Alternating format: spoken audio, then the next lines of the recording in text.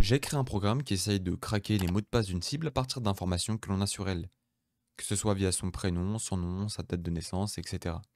Pour bien comprendre comment ça fonctionne, on va déjà voir les différentes méthodes d'attaque qui sont utilisées pour le craquage de mots de passe. Il y en a principalement deux, l'attaque par force brute et l'attaque par dictionnaire. Pour la première, la méthode est simple, on va juste essayer toutes les combinaisons possibles de lettres, de nombres, de caractères spéciaux jusqu'à trouver le bon mot de passe. Imaginons que l'on a un mot de passe qui soit composé de 10 caractères alphanumériques, comprenant donc lettres majuscules, minuscules et les chiffres de 0 à 9. Eh bien, un attaquant qui ne connaîtrait pas la longueur du mot de passe et qui chercherait à le casser, devrait d'abord commencer par tester les mots de passe d'une longueur de 1 caractère, puis 2, 3 jusqu'à 10 caractères. Dans ce cas, le nombre total de combinaisons possibles serait la somme de 62 puissance 1 caractère à 62 puissance 10 caractères, ce qui équivaut à cet énorme nombre de combinaisons possibles. En plus là, on ne compte même pas les caractères spéciaux qui augmenteraient le nombre de manière véritablement exponentielle. Dites-vous bien que le mot de passe ne fait que 10 caractères et en réalité c'est assez faible. De ce fait, on peut vite se rendre compte que tester d'aussi grands nombres de mots de passe nous prendrait juste beaucoup trop de temps. Alors évidemment, ça dépend de la taille du mot de passe et de notre puissance de calcul, mais en soi, un mot de passe qui fait plus de 10-15 caractères, si on compte même les caractères spéciaux, bah là, il y a tellement de combinaisons possibles qu'en réalité, cette méthode ne sera juste pas du tout efficace. On va donc voir une autre méthode qui repose sur une approche différente. Plutôt que de tester toutes les combinaisons possibles de mots de passe, l'attaque par dictionnaire va utiliser un fichier qui contient une liste de mots de passe couramment utilisés, que l'on appelle généralement, comme son nom l'indique, un dictionnaire ou une word list. Vous connaissez peut-être les plus connus comme req.txt qui contient pas moins de 14 millions de mots de passe. L'idée derrière, c'est que les gens ont tendance à choisir des mots de passe très simples, assez courants et donc faciles à prévoir. Ce qui fait qu'en théorie, les attaques par dictionnaire pourraient véritablement être efficaces et bien moins longues qu'une attaque par force brute. La réelle problématique avec les wordlists prédéfinies comme req, c'est qu'elles sont très générales. La wordlist comporte uniquement les mots de passe les plus communs et ne se focalise pas du tout sur certaines informations très précises. Par exemple, supposons que Alice ait protégé son fichier zip avec le mot de passe Alice. Si on essaye de craquer celui-ci en utilisant la wordlist req, on va bien tomber sur son mot de passe, on va le trouver. Mais si on suppose qu'Alice soit un tout petit peu plus maligne et qu'elle ait remplacé la dernière lettre de son mot de passe par son équivalent numérique, un 3, et bien là on va être confronté à un problème. Bien qu'extrêmement simple, on ne va pas retrouver ce mot de passe dans la wordlist. Ce qui est normal en soi, hein, celle-ci se veut le plus général possible et ne va pas tester des combinaisons très précises en se focalisant sur un prénom en particulier. C'est là que l'outil que l'on va créer intervient. On voudrait qu'à partir d'informations précises sur une cible, on soit en mesure de créer une liste de mots de passe probables. Et oui, parce que c'est bien connu, hein, la plupart des gens utilisent des informations personnelles pour créer leur mot de passe. On va donc supposer que si l'on a suffisamment d'informations sur la personne, eh bien il est possible qu'on arrive à trouver son mot de passe. Pour commencer, on va écrire les deux fonctions élémentaires du programme que sont l'entrée et la sortie. Pour l'entrée, c'est simple, on va récupérer les informations présentes dans notre fichier texte, et la sortie, on va juste sauvegarder notre génération de mot de passe dans un autre fichier texte. Alors bon, évidemment, si on lance le programme maintenant, on n'obtient juste absolument rien parce qu'on n'a rien généré. C'est donc ce qu'on va faire maintenant, on va créer les différentes fonctions qui vont nous permettre de générer nos mots de passe. Pour le moment, on va en créer trois. La première pour réaliser des permutations entre les informations elles-mêmes. La seconde pour effectuer des remplacements de lettres par leur équivalent numérique, donc transformer des A en 4, des E en 3, etc. Et la dernière pour remplacer des lettres, cette fois par leur équivalent symbolique. Donc notre A va être remplacé par un arrobase, notre E par le symbole euro, etc. Et donc là, si on lance le programme, on obtient bien une liste de mots de passe probables, qui combine des permutations d'informations avec leur équivalent numérique et symbolique. En théorie, rien qu'avec cette génération, on pourrait déjà tenter de trouver des mots de passe. Mais bon, faut pas se leurrer, hein, pour le moment c'est pas encore très performant. Par exemple, on ne prend même pas encore en compte les variations entre majuscules et minuscules, ou même l'ajout de caractères fréquents en fin de mot de passe comme 1, 2, 3, point d'exclamation, etc. C'est donc pour ça qu'on va ajouter différentes fonctions de ce genre pour améliorer la qualité de notre génération. Alors je vais pas vous faire une liste exhaustive de tout ce que je vais ajouter au programme, mais pour ceux que ça intéresse, j'ai mis le lien du projet GitHub en description. Ce qu'il faut comprendre, c'est que lorsque l'on ajoute des fonctionnalités à notre programme, certes, on va augmenter la probabilité de trouver le bon mot de passe.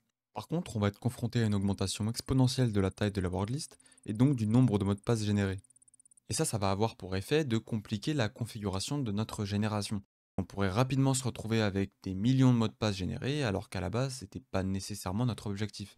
Pour faciliter la configuration du programme, on va introduire 4 modes différents qui vont graduellement augmenter en termes de puissance et de complexité. On va partir d'un mode avec une génération très simplifiée, peu de mots de passe et assez peu de complexité, jusqu'à un mode très avancé qui lui comportera beaucoup plus de complexité et de profondeur, mais par contre un nombre beaucoup plus élevé de mots de passe.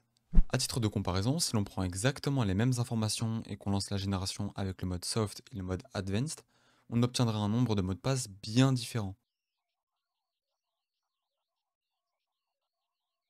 Bon, alors c'est bien beau tout cet aspect théorique, mais en soi, est-ce qu'en pratique ça fonctionne vraiment? Est-ce que ce serait pas un peu utopique de croire que l'on peut obtenir de bons résultats avec cette méthode? Eh bien, c'est ce que j'ai voulu savoir. Récemment, il y a eu une interruption du réseau Wi-Fi dans l'établissement dans lequel j'étudie. En conséquence, de nombreuses personnes ont dû recourir au partage de connexion pour rester connectées à Internet. Et je vous apprends rien, hein, les mots de passe des partages de connexion, bon, bah ils sont souvent assez faibles. De là, je me suis donc dit que ça pourrait être un bon moyen de savoir si notre outil va être en mesure de craquer ces mots de passe. Pour commencer, j'ai donc regardé quels étaient les réseaux environnants, et j'ai choisi le réseau nommé iPhone de Martin. J'avais vraiment pas énormément de données sur cette personne, juste son nom, son prénom et son année de naissance.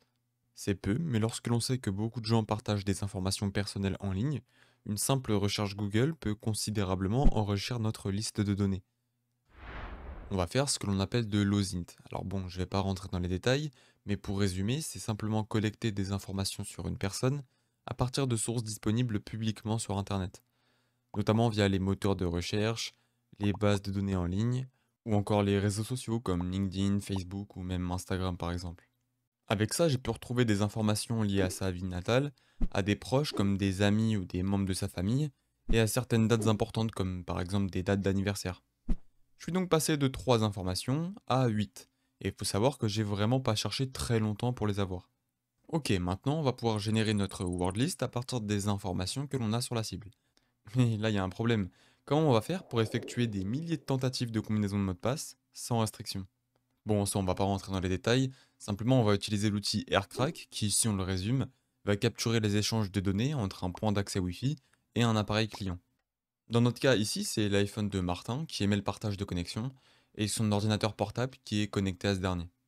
En capturant le trafic réseau, on va essayer d'obtenir ce que l'on appelle un handshake, qui grossièrement nous permettra de réaliser notre attaque de manière totalement hors ligne et sans restriction. C'est-à-dire qu'on pourra tester autant de mots de passe que l'on souhaite très rapidement et sans blocage, sans bannissement. On est maintenant donc prêt, on a les informations sur la cible, l'environnement local qui nous permettra d'effectuer autant de combinaisons de mots de passe que l'on souhaite. On peut donc commencer les tests. Première tentative avec une génération de mots de passe assez simple, hein, utilisant le mode soft ou le mode optimized, qui vise à donc rester raisonnable dans la complexité de la génération. Eh bien, pas de résultat, on ne trouve pas le mot de passe. Bon, bah c'est pas grave, on va tester avec un mode un peu plus puissant, le mode advanced. Eh bien, pareil, pas de résultat. Dans ce cas, je me suis dit que j'allais utiliser le dernier mode de cette liste, le mode Deep. Alors, lui, il faut savoir qu'il est vraiment conçu pour tester des combinaisons de mots de passe très complexes, ce qui entraîne véritablement une explosion du nombre de mots de passe générés. Généralement, on l'utilise quand on a très peu d'informations sur la cible. Nous, on en a 8, alors ça peut paraître très peu, mais en réalité, c'est déjà beaucoup pour ces modes. Il faut bien se dire que chaque information supplémentaire augmente drastiquement le nombre de combinaisons possibles. Mais là encore, malheureusement, pas de résultat. Et pourtant, j'ai même testé avec des configurations qui me sont propres, qui n'utilisent aucun mode, juste en jouant avec les paramètres de l'outil, mais j'ai vraiment rien obtenu. Et en réalité, c'est pas si étonnant, c'est pas magique. Si le mot de passe contient une ou plusieurs informations dont on ne connaît pas l'existence, comme simplement une suite de chiffres, eh bien, si on la connaît pas, on pourra juste pas trouver le mot de passe. Mais évidemment, vous vous en doutez sûrement, hein, que vous commencez à comprendre la vidéo, on va pas s'arrêter là, parce que sinon notre programme serait juste pas très performant, et donc pour ça on va ajouter une nouvelle fonctionnalité au programme, qui est probablement l'une des plus importantes, la fonction merge, qui va nous permettre de fusionner plusieurs wordlists ensemble. Ça implique que notre génération de mots de passe, construite uniquement à partir des informations de la cible, soit enrichie en fusionnant avec une autre wordlist, pour créer des combinaisons qui utilisent les deux sources de données. Ok, prenons un exemple pour que ce soit plus parlant. Imaginons qu'on ait fini de générer notre word list à partir des infos de la cible, et bien ensuite on va pouvoir la combiner, la fusionner avec une word list différente qui est par exemple une liste des chiffres, des nombres de 0 à 100. Avec ça, on va pouvoir générer des mots de passe que l'on n'avait pas avant, comme Martin12, Martin99, ce genre de choses.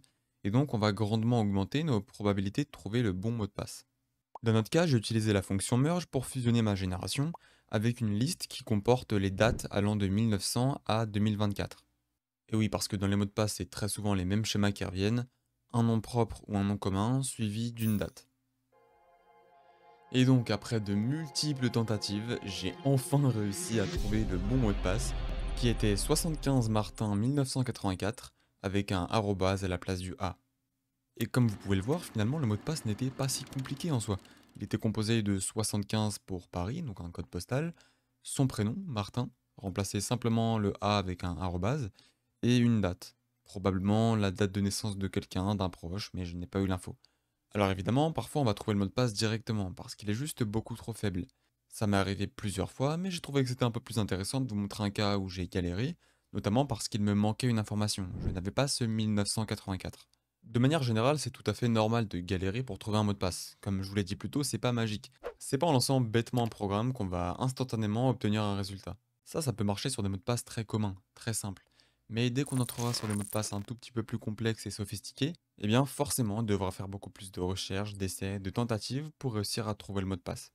Le projet peut être continuellement amélioré, donc libre à vous d'ajouter vos propres configurations, de toute façon le code est totalement open source sur GitHub.